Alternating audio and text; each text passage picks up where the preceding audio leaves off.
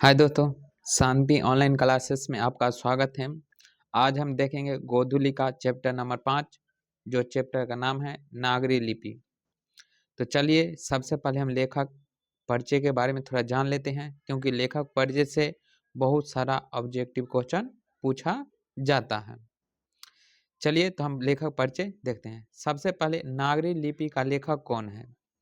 नागरी लिपि का लेखक कौन है? तो नागरी लिपि का लेखक गुणाकर मूल्य है। कौन है? गुणाकर मूल्य है।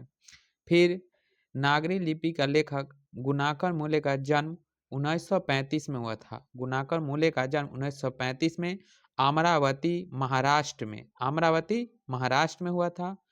इन्होंने 2500 से अधिक 2500 से अधिक लेख लिखे हैं।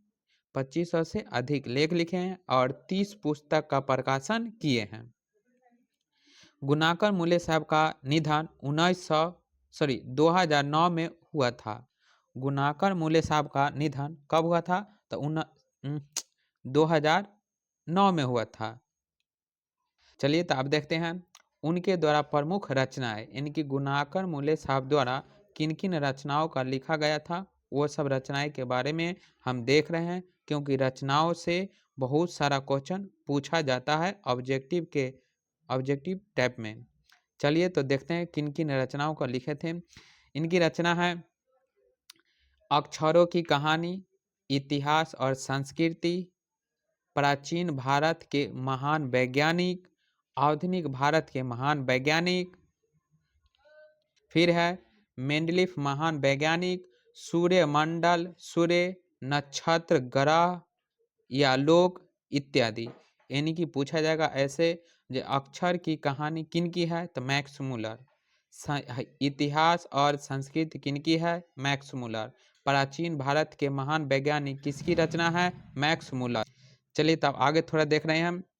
दक्षिण भारत में नागरी लिपि को नंदी लिपि कहते हैं। दक्षिण भारत में नागरी लिपि को क्या कहते हैं? तो नंदी लिपि कहते हैं। फिर आगे वाला पॉइंट में देखते हैं। विजयनगर के शासक को लेख नंदी नागरी लिपि में मिलते हैं। विजयनगर के शासक का लेख किस लिपि में मिलता है? तो नंदी नागरी लिपि में मिलता है। चलिए अगला पॉइंट देख रहे हैं। बोला जा रहा है अकबर ने अपने समय में सिक्के में राम सीता का चित्र बनवाकर राम सिया लिखवाया। यानी कि पूछा जाएगा कौन शासक अपने सिक्के पर राम सीता और सिया लिखवाकर चलवाया। तो इसका आंसर जो होगा वो होगा अकबर। इसी तरह आगे वाला पॉइंट देखते हैं। उत्तर भारत की लिपि को देवनागरी लिपि कहते हैं। यानी कि उत्तर भारत की लिपि को कौन से लिपि कहते हैं? तो उत्तर भारत की लिपि को देवनागरी लिपि कहते हैं। चलिए तो अगला पॉइंट देखते हैं। 8वीं-9वीं सदी में देवनागरी लिपि प्रादेशिक लिपि बनी। यानी कि पूछा जाएगा आपसे जी 8वीं-9वीं सदी में देवनागरी लिपि कौन से लिपि में बनी थी? तो प्रादेशिक लिपि में। कौन से लिपि? प्रादेशिक लिपि। चलिए अगला पॉइंट देखते हैं। पॉइंट है नागरी लिपि के आरंभ विध्वंस पर्वत के नीचे दक्कन प्रदेश में मिलता है।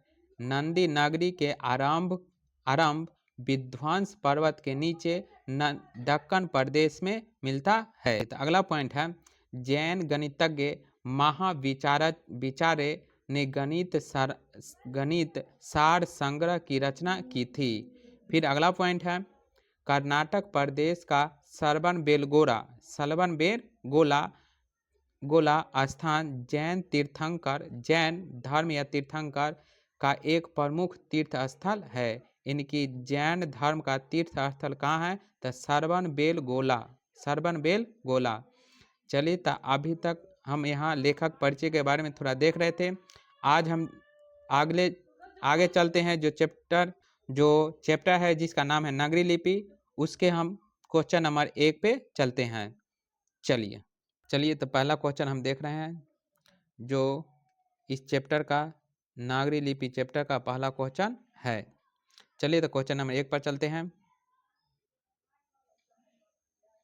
क्वेश्चन है नागरी लिपि के आरंभ लेख हमें कहाँ से मिलता है? नागरी लिपि के लेख लेख का आरंभ प्रारंभ में कहाँ से मिलता है? तो चलिए इसका ऑप्शन जो है पूर्व भारत, पश्चिम भारत, दक्षिण भारत और उत्तर भारत। तो इसका जो आंसर होगा वो होगा दक्षिण भारत। अगला क्वेश्चन देखते हैं जो क्वेश्चन नंबर 2 है। चलिए तो क्वेश्चन नंबर 2 देख रहे हैं। बोला जा रहा है वेतमान दाम्पत्य किस समय का था? वेतमान दाम्पत्य किस समय का था? ऑप्शन है 1020, 1021, 1022 और 1023। तो इसका जो आंसर होगा वो होगा 1020। चलिए अगला क्वेश्चन देखते हैं जो क्वेश्चन नंबर 3 है।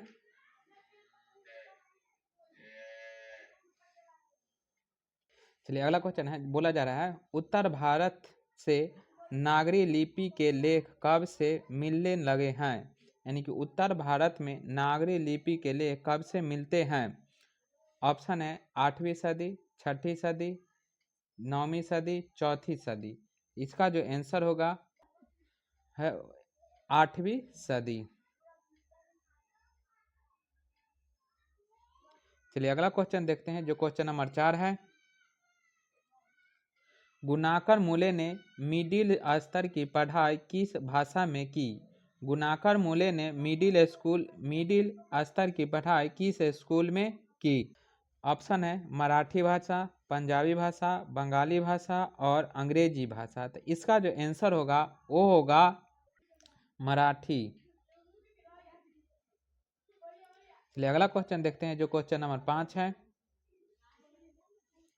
मूले ने अंग्रेजी व हिंदी की पढ़ाई कहाँ पर की? मूले ने अंग्रेजी व हिंदी की पढ़ाई कहाँ पर की? ऑप्शन है दिल्ली, जौनपुर, वर्धा और इलाहाबाद। तो इसका जो आंसर होगा वो होगा वर्धा। अगला क्वेश्चन देखते हैं जो क्वेश्चन नंबर 6 है। नेपाली भाषा किस लिपि में लिखी गई है? नेपाली भाषा किस लिपि में लिखी गई है? ऑप्शन है गुरुमुखी लिपि, खरोष्टी लिपि, ब्राह्मणी लिपि, देवनागरी लिपि। तो इसका जो आंसर होगा वो होगा देवनागरी लिपि। चलिए अगला क्वेश्चन देखते हैं जो क्वेश्चन नंबर 7 है। गुणाकर मूले का जन्म कब हुआ था? यानी कि लेखक गुणाकर मूले का जन्म कब हुआ था? ऑप्शन है 1935, 1936, 1937, 1938। तो इसका जो आंसर होगा वो होगा 1935। अगला क्वेश्चन देखते हैं जो क्वेश्चन नंबर 8 है। गुणाकर मूले का जन्म कहाँ हुआ था? गुणाकर मूले का जन्म कहाँ हुआ था? ऑप्शन है केरल, तमिलनाडु, आंध्र प्रदेश, उत्तर प्रदेश। तो इसका जो आंसर होगा वो होगा आंध्र प्रदेश। चलिए अगला क्वेश्चन देखते हैं जो क्वेश्चन नंबर 9 है। इन्होंने किस पुस्तक की पुरानी लिपियों की विस्तृत जानकारी दी? इन्होंने किस पुस्तक की पुरानी लिपियों में विस्तृत जानकारी दी? ऑप्शन है संस्कृति, अक्षर शास्त्र कथा, प्राचीन भारत का इतिहास, पारालिपि शास्त्र। तो इसका जो आंसर होगा वो होगा अक्षर कथा। अगला क्वेश्चन देखते हैं जो क्वेश्चन नंबर 10 है। गुप्तों की राजधानी को क्या कहा जाता है होगा? गुप्तों की राजधानी को क्या कहा जाता होगा?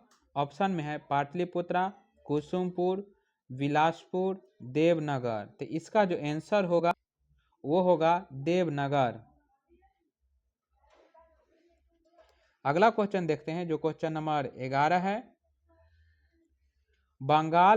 बंगला लिपि प्राचीन नगरी लिपि की है। बांग्ला लिपि प्राचीन लिपि की है।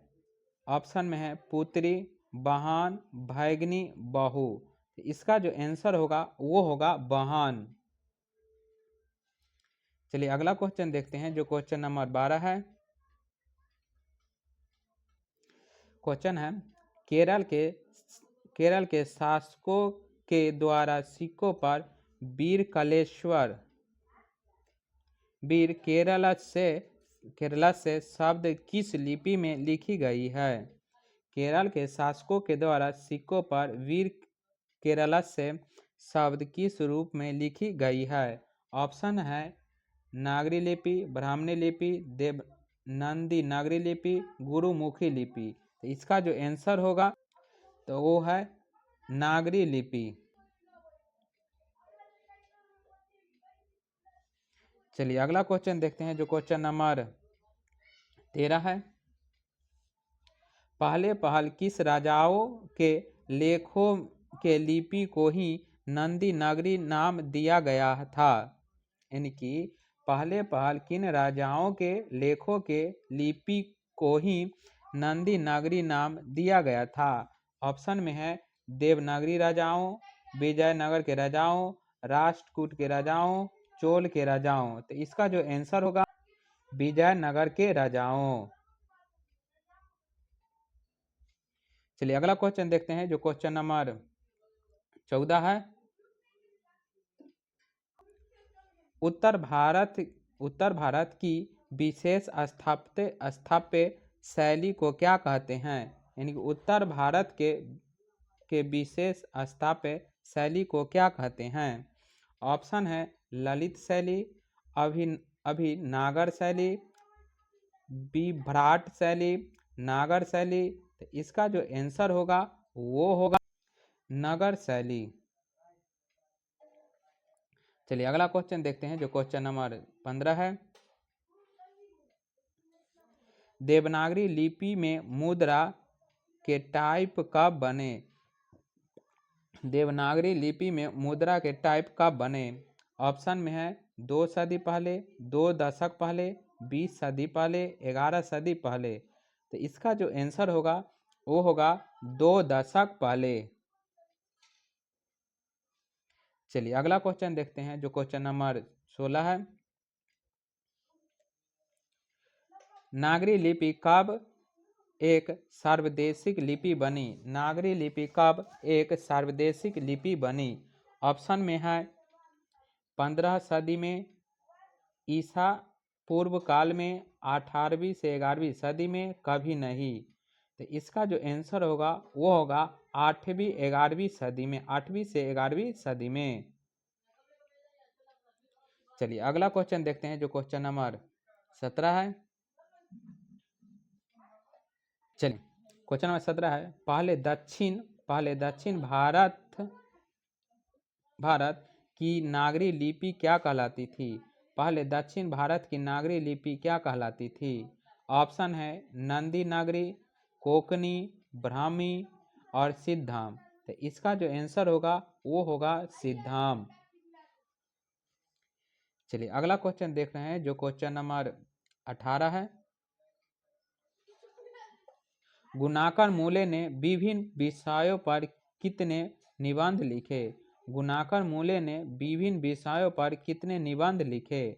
ऑप्शन है 1500 से अधिक, 2500 से अधिक, 3500 से अधिक, 4500 से अधिक। इसका जो आंसर होगा वो होगा 2500 से अधिक। चलिए अगला क्वेश्चन देखते हैं, क्वेश्चन नंबर 19 नंबर क्वेश्चन देख रहे हैं। बोला जा रहा है भारतीय लिपियों की कहानी किन की प्रसिद्ध रचना है? भारतीय लिपियों की कहानी किसकी प्रसिद्ध रचना है? ऑप्शन है गुणाकर मूले, नलिन बिलोचन शर्मा, महादेवी वर्मा, सुमित्रा नंदन पंत। तो इसका जो आंसर होगा वो होगा गुणाकर मूले। चलिए अगला क्वेश्चन देखते हैं, जो क्वेश्चन नंबर 20 है। इस्लामी शासक का आरंभ काल है। इस्लामी शासक का आरंभ काल है। ऑप्शन में है 12वीं सदी, 13वीं सदी, 14वीं सदी, 15वीं सदी। तो इसका जो आंसर होगा वो 12वीं सदी। अगला क्वेश्चन देखते हैं, जो क्वेश्चन नंबर 21 है। गुणाकर मूले की मृत्यु कब हुई थी? गुणाकर मूले की मृत्यु कब हुई थी?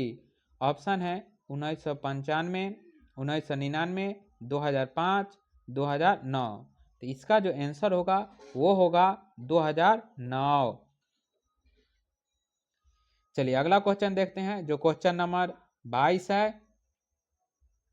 चलिए क्वेश्चन नंबर 22 है, बोला जा रहा है किस शासक ने अपने सिक्कों पर राम सीता की आकृति और नागरी लिपि में सिया राम शब्द अंकित करवाए।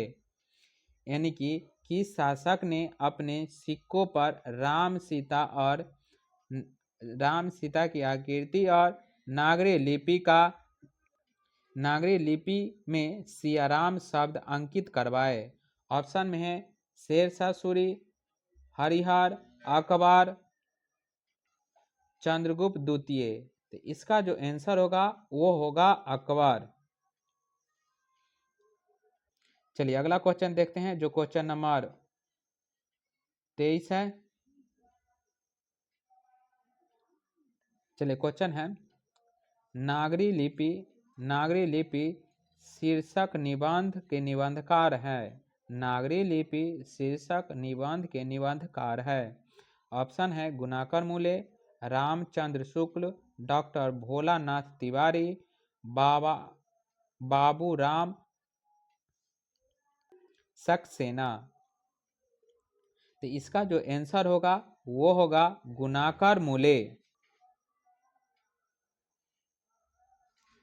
चलिए अगला क्वेश्चन देखते हैं जो क्वेश्चन नंबर 24 है।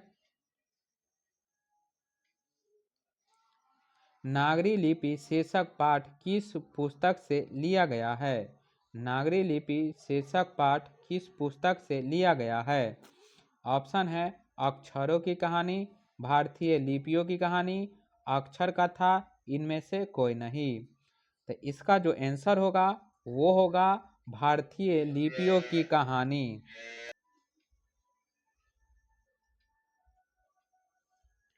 चलिए अगला क्वेश्चन देखते हैं जो क्वेश्चन नंबर 26 है।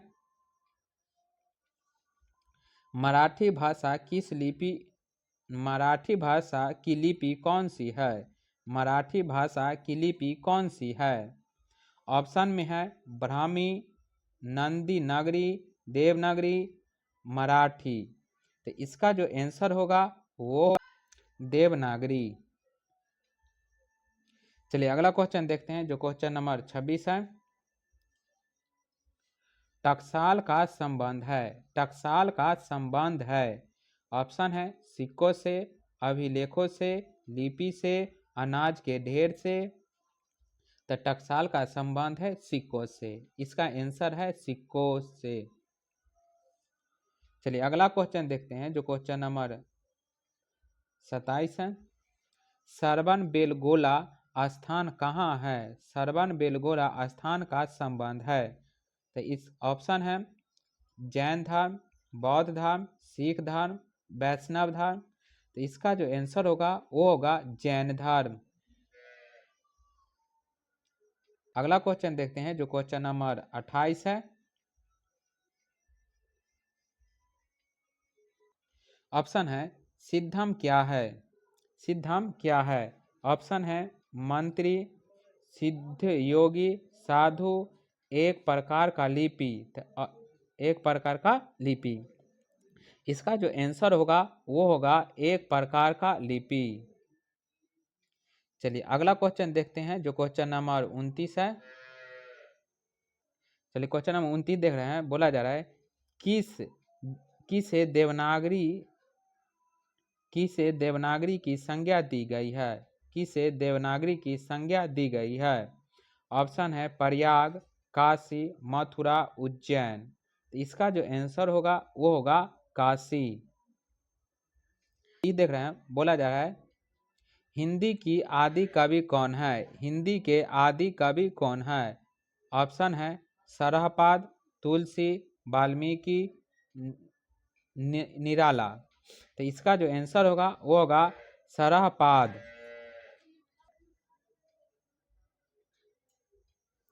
चलिए अगला क्वेश्चन देखते हैं जो क्वेश्चन नंबर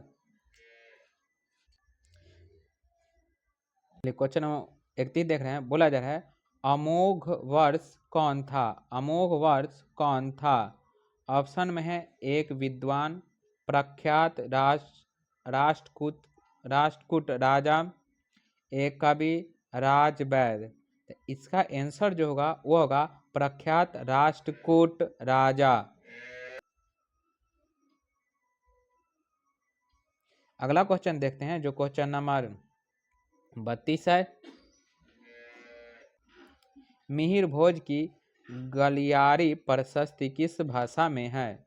मिहिर भोज की गलियारी प्रशस्ति किस भाषा में है? ऑप्शन में है प्राकृतिक, अपभ्रंश, संस्कृति, हिंदी। तो इसका जो आंसर होगा वो होगा संस्कृति या संस्कृत। अगला क्वेश्चन देखते हैं जो क्वेश्चन नंबर 33 है। 33 नंबर देख रहा है, बोला है बेतमा कहाँ है? बेतमा कहाँ है? ऑप्शन है इंदौर के पास, इलाहाबाद के पास, पुणे के पास, पटना के पास। इसका जो आंसर होगा वो होगा इंदौर के पास। चलिए अगला क्वेश्चन देखते हैं जो क्वेश्चन नंबर 34 है और आज के लिए लास्ट है। बोला जा रहा है दक्षिण भारत के पांड्यत प्रदेश से किस प्रकार किस राजा के पलियन ताम्रपत्र मिले थे? यानी कि दक्षिण भारत में पांड्यन प्रदेश किस राजा के पलियन ताम्रपत्र मिले थे? ऑप्शन में है महेंद्रपाल, राजा वरगुण, राजा भोज, श्री गंगराज। तो इसका जो आंसर होगा वो होगा, इसका आंसर है राजा वरगुण।